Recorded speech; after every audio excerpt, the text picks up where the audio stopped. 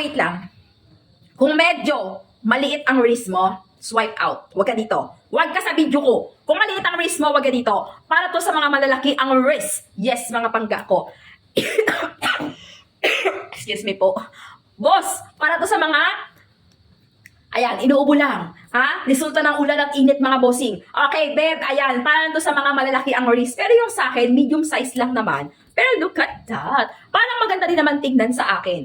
Okay, ganyan siya pag suot-suot. Ang daming kulay na pagpipilian nito, mga bebs ko, ha. Ganyan po ang itsura ng product natin.